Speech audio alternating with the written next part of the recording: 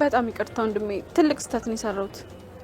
አዎ እንደ ጅል ገትረሽ መቅረት አልነበረብሽም። እንደሱ ሳይሆን ለቀልድ ነው ማለቴ፣ የምር አልነበረም የቀጠርኩ። ብቻ ብነግርህም አትረዳኝም። በጣም ይቅርታ። ምንድን ነው ያልሽው? ለቀልድ ነው የቀጠርኩ? ማን እንደሆንኩ አላወቅሽም ማለት ነው። በህይወትሽ ላይ ነው የምቀልጀው። ይቅርታ። ወይኔ ሳሚ፣ የማን መጫወቻ አሉን? ቆይ ብሌን ካልሰራሁልሽ ሳሚ እንዳትዪ። ምንድን ነው ያደረኩት? ይሄ ሊፈጠር እንደሚችል ማሰብ ነበረብኝ።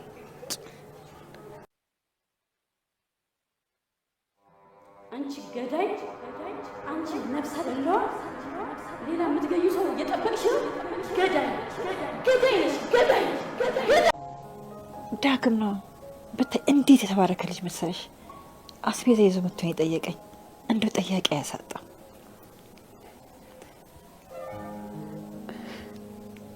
በቃ ልሂድ እናቴ።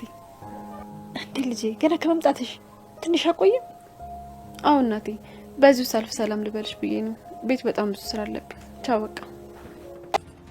ቆይ ግን አንቺ ምንድን ነው የምትፈልጊው? ካለ ጥፋቷ ታመናጭቂያታለሽ፣ ትሰድቢያታለሽ፣ እንደፈለግሽ ታረጊያታለሽ። ምንድን ነው ሀሳብሽ? ከመሬት ተነስተሽ ካልተባረረች ሞቼ ይገኛለሁ ትያለሽ። ቆይ ግን አንቺ ምን አርጊ ነው የምትያት ልጅቷን? ምን ታርግሽ? ጭራሽ እሷ አልበቃ ብሎሽ የውሸት እናት አምጥተሽ በህይወቷ ትጫወቻለሽ። ይኸው እንግዲህ በአንቺ ጦስ ነው እዚህ ጣጣ ውስጥ የገባሁት። ማም ልጅሽ እኮ ነኝ። ከኔ ጎን እኮ ነው መቆም ያለብሽ። ስሚ፣ ከዚህ በኋላ በብሌን ጉዳይ ሁሉ ከእሷ ጎን ነኝ። ልክ እንደ ልጄ ናት። እንኳን እንድታባረሪያት አይደለም ጮክ ብለሽ እንድታናገሪያት በጭራሽ አልፈቅድልሽም። እና እንዲህ ለቤት ሰራተኛ የቤት ሰራተኛ ስለሆነች ታዲያ ምን ይፈጠርልሽ? ከእሷ የተሻልሽ ነው የሚመስልሽ? ችግር ዝቅ አርጓት እንጂ ከኔም ከአንቺም የምትሻለች ናት። ማም በቃሽ። እና እንዲገረብለሽ እኔ እንደዚህ መናገር አይገባሽ። እንደውም ልንገርሽ። ሰላም እንዴት ናችሁልኝ? ወደ ቻናል ቤተሰቦች እንኳን ወደ እኔ ቻናል በሰላም መጣችሁልኝ። አደራ ድራማ እንግዲህ በክፍል 20 ላይ በጣም ብዙ አስገራሚ ነገሮችን እያየን ነው። አቶ በኃይሉ እንግዲህ በጣም ብዙ ተንኮሎቹን ሲሰራ ነበረ። የእህቱን ንብረት ለራሱ ለማድረግ ብሎ ማለት ነው። እናትና ልጅን ከልጅነት እስከ እውቀት እንግዲህ በማለያየት የገንዘብ ሱሱን ለማሟላት ብሎ ብሌን ላይ በጣም ብዙ ነገሮችን ሲያደርግ ነበረ። እንግዲህ እሱ ክፋትን ይሰራል። የሚሰራው ነገር ሁሉ ግን እየተሳካለት አይደለም። እንግዲህ ከመጀመሪያው ጀምረን ካየን ልጅቷን አሳድግልኝ ብለው ሰላም ስትሄድ አውጥቶ ቢጥላትም ገነትን ጣልላት። ገነት አሳድጋት ደግሞ እንግዲህ ከዛ በኋላ እናትየዋ ደግሞ ስትመጣ በቀይ ነገር እሷ በህይወት መኖሯ ለእኔ ስጋት ነው፣ የእህቴን ንብረት በሙሉ ለእኔ የምታደርግልኝ ሰው ሌላ የኔ የሆነ ሰው ያስፈልገኛም ብሎ እሷን እንግዲህ እንድትገደል አድርጎ ነበረ። እሱም አልተሳካም። እንግዲህ ሊገላት የሄደው ሰው ሳሚ ማለት ነው የሞተች መስሎ ትቷት ሄዶ ልጅቷ ራሷን ስታ ስለነበር ስትነቃ እናያታለን። ከዛ በኋላ በጣም ብዙ ነገር እናትየዋን እያገተ ከእናትየዋ ጋር ለማጣራት ሁሉ ሲሞክር ነበረ። ብዙ ነገሮችን አድርጓል ልጅቷንና እናትየዋን እስከ መጨረሻውን ለማለያየት ማለት ነው። እና እንግዲህ ሳይሳካለት እዚህ ደርሷል። አንድ ነገር ሳይሳካለት በጣም ብዙ ነገሮችን ሞክሮ ግን ይከሽፋል ሀሳቡ ሁላና የሁሉ ስግብግብነቱ እኔ በጣም ነው የሚያስገርመኝ። ነገር ግን ከዚህ ነገር ውስጥ ደግሞ በጣም የሚገርመው ነገር እስካሁን ድረስ ትንሽ እንኳ ፍንጭ ማለት ነው ሰላም ብሌን ልጅ ልትሆን ትችላለች ብላ የምታስብበት ወይም ደግሞ ብሌንም ደግሞ ሰላም እናቴ ልትሆን ትችላለች ብላ የምታስብበት እንትን የላቸውም። ለምን እንደሆነ አላውቅም። በዚህ መጠን ለምን ጭፍን እንደሆኑ ለሰከንድ ከሁለት አንዳቸው እንኳ ያስቡ። እንግዲህ ሰላም ቃል ልጇ መሆኗን ብታምንም ነገር ግን በፍጹም ከእሷ ጋር ሲሆን የልጅነት ስሜት አይሰማኝም፣ ለምን እንደሆነ አላውቅም። አንቺን ግን ሳይሽና ሳቅፍሽ ልጅ ትመስኛለሽ ትላታለች በተደጋጋሚ ብሌንን ማለት ነው። በዛ ላይ ደግሞ ብሌን የምታውቀው ትልቅ ሚስጥር አለ። እሱም ደግሞ እንግዲህ ቃል የሰላም ልጅ አለመሆኗንና በወንድሟ በኩል ወደ እሷ ህይወት የመጣች የእሷን ንብረት ለመዝረፍ እሷን አስወግዳ እንደ እሷን ብቻ አይደለም ጭራሽ በኃይሉንም ጭምር ማለት ነውና ይህ ሁሉ ትልቅ እቅድ ያላት ልጅ እንደሆነች ታውቃለች። እና ለምንድን ነው ተመሳሳይ ታሪክ እያላቸው ሊጠያየቁ ያልቻሉት የሚለው በጣም ያስገርመኛል። ማለት በጣም ረዥም ክፍል ሄዷል፣ ክፍል 20 ደርሷል። ግን እንዴት ነው እናትና ልጅ ሊጠያየቁ ያልቻሉት? ትንሽ እንኳ ሊጠራጠሩ ያልቻሉት? የሰላም ህይወት ታሪክ እና የብሌን እናት የህይወት ታሪክ ተመሳሳይ ነው። እንግዲህ ገነት እንዳሳደገቻት እናቷ በልጅነቷ ትታት አረብ ሀገር እንደሄደች እና ከ10 ዓመት በኋላ ተመልሳ እንግዲህ እዛው አካባቢ እንደምትኖር እነዚህ ነገሮች ከሰላም ጋር በጣም እንደሚያያዝ እና እንደው ትንሽ እንኳ ቢሆን ማለት ነው ሊጠረጥሩ አይገባም ወይና ምንም ነገር እንዳልተፈጠረ አሁንም ሁለቱም ተለያይተው ልባቸው ቢገናኝም ግን በሀሳባቸው ግን የነገር የለም እና እንግዲህ ብሌንም ቃል የሰላም ልጅ አለመሆኗን እያወቀች ዝም ብላለች። ለምን ዝም እንዳለች መረጃ እስክታገኝ ነው። ምክንያቱም ደግሞ ለሰላም ቃል ልጅሽ አይደለችም ብትላት ሰላም አታምናትም። ምክንያቱም መረጃ የላትም። ካያችሁ እንግዲህ ዳግም ምን እንዳደረገ አይታችኋል። ልጅቷን አስክሮ ነው ድምጿን ቀድቶ ለሰላም ያሰማው።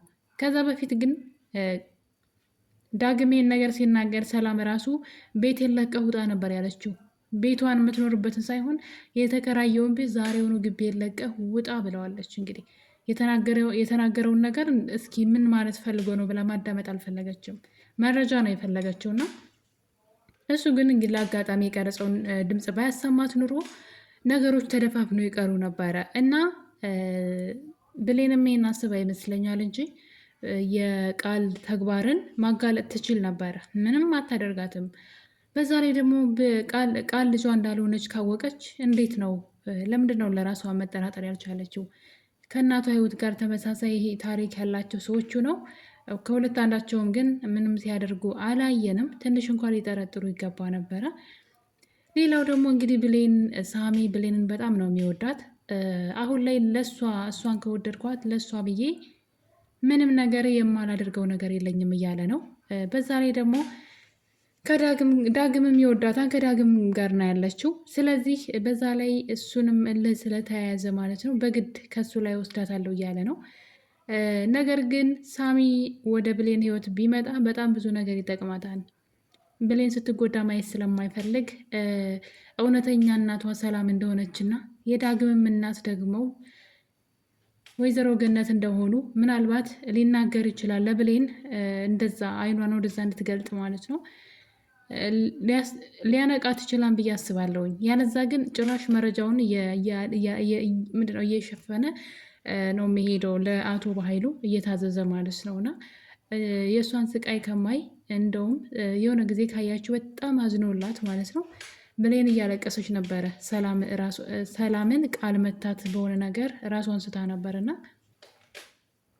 ብሌን ስቅስቅ ብላ ስታለቅስ እናትሽ እንደሆነች እኮ ውስጥሽ ነግሮች ነው ብሌን እያለ እንግዲህ ስታለቅስ አሳዝነው ሊናገር ምንም አልቀረውም። ፍቅር አንዳንዴ እውር ነው ይባላል አይደለ? ከዓላማችሁ ሁሉ ሊያስታችሁ ይችላል። ስታፈቅሩ መጥፎ የሆነ ነገር እነዛን ሰዎች የሚጎዳ ነገር እያደረጋችሁ ስራ ብላችሁ ይዛችሁት ለእነዛ ሰዎች ስትሉ ያንን ነገር ትተዋላችሁ እና ሳሚ መልካም ወደ ቀድሞ ማንነቱ መመለስ ሲፈልግ ነበረ። ግን ብሌንን ካገኘ ነው ገባችሁ ለእሷ ሲልና ነገር ግን ብሌን አሁን ከዳግም ጋር ናት። ያው ማጣላቱ አይቀርም፣ ማጣላቱን ይቀጥላል ብዬ አስባለሁ። በፍጹም ሁለቱ አብረው እንዲሆኑ አይፈቅድም። በዛ ላይ ዳግምን በእናቱ ላይ ያስፈራረው ይችላል በድጋሚ ከብሌን ከራክ እናትህን አገናኝሃለሁ፣ ያለዛ ግን እናትህን የሆነ ነገር አድርጋለሁ ብሎ ደግሞ በድጋሚ ሌላ ማስፈራሪያ ሊልክ ይችላል። እንግዲህ አቶ በኃይሉ ደግሞ ያው የአዲሱ እቅዱን ከተሳካለት ማለት ነው። በእርግጥ ይሄ ሚስጥር ቃል ስታወራ መሰማቱ የማይቀር ነው። አቶ በኃይሉ አልማዝን እንግዲህ እንደሞተች አድርጎ ስራውን ጀምሯል። ያው ሰላም የሞተች ነው የመሰላት። እናም ሰውየው ከቤት እስክትወጪ ድረስ የሞትሽ መምሰል አለብሽ፣ ስለዚህ ይሄ ነገር ለእኔ በጣም ዋጋ አለው ብሏል። ቃል ደግሞ ይህን ነገር እንዴት ቆም ብላ እንዳላሰበች አላቅም እንጂ አቶ በኃይሉ በሴትዋ እያስፈራራ ገንዘቡን የሚቀበላት ከሆነና የሰላምን ንብረት የሚወስድ ከሆነ ቃል ከሰላም የምትወርሰው አንዳች ነገር አይኖርም ማለት ነው። ምንም ነገር የምትወርሰው ንብረት አይኖርም። አቶ በኃይሉ በጎን ይወስደዋልና ስለዚህ ከሰላም ጋር ተስማምታ ለሰላም ይሄን እውነት ብትነግራት የተሻለ ነው። በነገራችን ላይ ይህን ብትነግራት እሷ ምንም አትጎዳም። ስራ ሁሉ የአቶ በኃይሉ ነው። ልጇ ያልሆነችን ልጅ ልጅሽ ናት ብሎ ያመጣ፣ እናት ያልሆነችን ሴት እናት ነሽ ብሎ ያመጣ እሱ ነው። ስለዚህ እሷ ለሰላም ሴትዋ በህይወት እንዳለች ብትናገርና አቶ በኃይሉን ለመበቀል ብትሞክር መልካም ነው ብዬ አስባለሁኝ ማለት ነው። ቃል ያው ጥሩ ልብ አላት። በነገራችን ላይ በጣም የዋህ ናት። ያው የገንዘብ ጉዳይ ስለሆነባት ነው። ኑሮዋ ደግሞ ስደት ማን ነው ጎዳና ላይ ስለነበረ አሁን ላይ የተሻለ ላይፍ እና የተሻለ ህይወትን እያየች ስለመጣች እየኖረች ስለሆነ ይህንን ህይወት በፍጹም ማጣት አትፈልግም። ተመልሳ ወደዛ ወደ ጎዳና ወደሚያስጠላ ህይወት መሄድ አትፈልግም። ለዛም ለገንዘብ ብላ ምንም ነገር ታደርጋለች። ነገር ግን ከሰላም ጎን ብትሆን ሰላም ህይወቷን የሚቀይር ገንዘብ የምትሰጣት ይመስለኛል። እና እንግዲህ ብሌን አሁን ላይ በቀል የጀመረች ይመስለኛል። እንግዲህ ብሌን ከዳግም ጋራ ወደ ውጭ ለመውጣት ትፈልጋለች ማለት ነው። እና ቃል እንደለመደችው አንቺ ገረድ እንዴት ስራ እያለ ከእሱ ጋር ምን ትሰሪያለሽ? እዚህ ቤት የመጣሽው ከወንድ ጋር ልትንዘላዘኝ ነው ወይ? በማለት እንግዲህ ክፉ ቃላቶችን ትናገራታለች። ብሌን ደግሞ ስራ ጨርሻለሁ፣ እትዬን አስፈቅጃለሁ ትላታለች። እና በዚህ መሀል ነበረ እንግዲህ ቃል ትረሳለች መሰለኝ። እኔ ታዲያ እሷ ባታዝሽ እኔ ካዘዝኩሽ መስራት የለብሽም እኔ እኮ የእሷ ልጅ ነኝ ትላለች። እና በጣም ነበር ያሳቀችኝ። ማለት ብሌን ምንም የማታውቅ ነገር ነው መሰል የምትመስላት። እና ብሌን እንግዲህ ልክ ነሽ፣ ልጇ ብትሆኚ የማዘዝ መብት አለሽ። ነገር ግን አንቺ የሰላም ልጅ አይደለሽም። ነገሩን ዝም አልኩ ማለት እረስቸዋለሁ ማለት አይደለም። ከፈለግኩኝ ለሰላም ልናገር እችላለሁ እንደማለት ነው እንግዲህ። እና አሁን ላይ ቃል አጣብቂ ነገር ውስጥ ገብታለች ማለት ነው። ከብሌን ጋር መስማማት ይኖርባታል በፍጹም። ያለዛ ብሌን ምንም የምታጣው ነገር የለም። እውነቱን ብትናገር ሰላም አታምንም ነው ዋናው ችግሩ እንጂ ብሌን የምታጣው ነገር የለም ይህን እውነት ብትናገር። ነገር ግን ሰላም በፍጹም አታምናትም። እንግዲህ ቃል ወደ ሰላም ሂዳ ከኔና ከብሌን ምረጭ፣ ይቺ ገረድ አልታዘዘኝ እያለች ነው፣ እየሰደበች ነው ብላ እንደዚህ ቀደሙ እንግዲህ የሰላምን ልብ ለመብላት እየሞከረች ነበረ። እኔ እናትነትሽን ተርቤ ለስንት ዘመን ያለ እናት ኑሬ እያለች የሰላም ሞኝነት በጣም ያናድደኝ ነገር ማናት አሳዳጊሽ ማናቸው እና ማናቸው ያሳደጉሽ የት ነው ያደግሽው ብላ አንድም ጥያቄ ቃልን ስትጠይቃት አላየንም። ዝም ብላ ነው የተቀበለቻት፣ ዝም ብላ ማለት ነውና ባክግራውንዷን ከጀርባ ያለውን ነገር ማጥናት ነበረባት። በዛ ላይ ደግሞ ወንድምየው እንዳላሳደጋት ታውቃለች። እና ይህን ሁሉ ጊዜ ያሳደገላትን ሰው ሂዳ ማመስገንና ውለታቸውን መክፈል ነበረባት፣ ቤተሰብ መሆን ነበረባት። እና እሷ ግን ዝም ብላ በኃይሉ ልጅሽ ናት ብሎ የሰጣትን ልጅ ተቀብላ ነው አሜን ብላ ቁጭ ያለችውና በእርግጥ አሁን ላይ የሁለቱ ግንኙነት በጣም እየሸረሸረ መጥቷል። እሱም ደግሞ የቃል ጸባይ እየተቀያየረ ስለመጣ ነው። እና እንግዲህ አቶ በኃይሉ አልማዝን ጠቀም ያለ ገንዘብ በመስጠት ከከተማ ወጥታ ርቃ እንድትሄድ አድርጓታል። ነገር ግን ቃል ቤት ውስጥ እንግዲህ ይህን ነገር በስልክ ስታወራ ነበረ። ያች አሮጊት እኮ የምር ሰው ገደልኩኝ ብላ እያለቀሰች ነው እና በጣም አሪፍ ሀሳብ ነው ያመጣው በኃይሉ እያለች እንግዲህ መቀበሪያዋን የራሷን ምንድን ነው የሚሉሽን ባላወቅሽ ምን ነው ገባይ ባልወጣሽ ይባላል። እና ቃል ጉዷን አላወቀችም። ለእሷ ጉድጓድ ራሱ እየማሰላት እንደሆነ አላወቀችም። አልማዝ በህይወት የለችም ማለት እሱ ሰላምን ደውሎ እያስፈራራ ገንዘቧን ሁሉ ከወሰደ ቃል ባዷን ትቀራለች። የምትወርሰው ንብረት አይኖርም ማለት ነው። እና ይህን ማሰብ ነበረባት። እርግጠኛ ነኝ ይህን ነገር ማሰብ ከቻለች ከሰላም ጎን ትቆማለች፣ ወይም ደግሞ ለሰላም ሴትዋ በህይወት እንዳለች ትነግራታለች ብዬ አስባለሁ። ከዛ ውጭ ግን እንግዲህ ይሄው እዳ የገባ ዳግም ነው ስልክ ስታወራ ሊሰማት የሚችለው። አልማዝ በህይወት እንዳለች ሊያውቅ የሚችለው እሱ ወይም ደግሞ የብሌን እናትም አሁን ስለ አልማዝ እያጣራች ትገኛለች። አልማዝ እንዴት ልጇን ትታ ልትሄድ ቻለች ብላ ስልክ እየደወለች ቤተሰቦቿን ሁሉ የመጣችበትን አካባቢ እየጠየቀች ስለሆነ በህይወት መኖሯን እሷ ልታቅ ትችላለች ብዬ አስባለሁ። ያለዛ ግን ቃል ናት ግን ልትናገር የምችለው። እንግዲህ አቶ በኃይሉ እንዳሰበው እንዳቀደው ማለት ነው እህቱን በሰው ገለሻን በማለት በሌላ ሰው ነው በነገራችሁ ላይ እሱ ራሱ ፊት ለፊት ሄዶ ሰው ገለሻን ብሎ ሳይሆን በሌላ ሰው እያስፈራራት ይገኛል። እንግዲህ ሳሚ ድምፁን ቀይሮ ሰላምን ገለሻት ስትቀብሯት መረጃ አለኝ፣ ስለዚህ ለፖሊስ አሳልፌ እሰጥሻለሁ እያላት ነው፣ ወይም ደግሞ እያስፈራራት ይገኛል ማለት ነው። ያ ማለት እንግዲህ ገንዘብ አምጪ ማለት ነው። ስለዚህ ሰላም ብልጥ መሆን አለባት። ምንም ይሁን ምንም ሰው ገላለች አይደለ? ስለዚህ ይሁን ልታሰር ብላ ወደዛ መሄድ ነው እንጂ ያለባት በፍጹም ይህን ሀሳብ በገንዘብ መቀየር የለባትም። እና ግን ከባህሉ ክፋት ምን ተማራችሁ? ማለት አንድ በጣም የምትወዱት ወንድም ተብሎ እንግዲህ ብዙ ጊዜ አረብ ሀገር የሚሄዱ እህቶች የሚያጋጥማቸው ነገር ነው። በጣም ብዙዎቹ ያበዱት በጣም ብዙ ራሳቸውን ያጡበት ነገር እንደዚህ አይነት ነገሮች ናቸው። ቤተሰብ ማለት ከቤተሰብ በላይ ምንም ነገር የለም። ግን አንዳንድ ጊዜ ደግሞ አሉ እንደዚህ የእናንተን ድካም የእናንተን ላብ ለመውሰድ ቤተሰብ ሁነው ወይ ወንድም ወይ እንደዚህ አይነት ሁነው እንግዲህ የእናንተን ህይወት የሚያመሰቃቀሉ የእናንተን ደስታ የማይፈልጉ የእናንተን ነገር ለመንጠቅ እንደዚህ በጣም ብዙ እርቀት የሚሄዱ እንደ በኃይሉ አይነት ሰዎች በጣም አሉ። በጣም ብዙ ወንድሞቻችን በእንደዚህ አይነት ነገር ተጠቂዎች ናቸው። አደራ ብለው ሰጥተው የሄዷቸውን ልጆች ደግሞ ምን እንደሚያደርጓቸው እንግዲህ ይሄ ነው። ግን እንደዚህ ስንል ደግሞ ሁሉም ሰው እንደዚህ አይነት ተግባርን ይፈጽማል ለማለት አይደለም።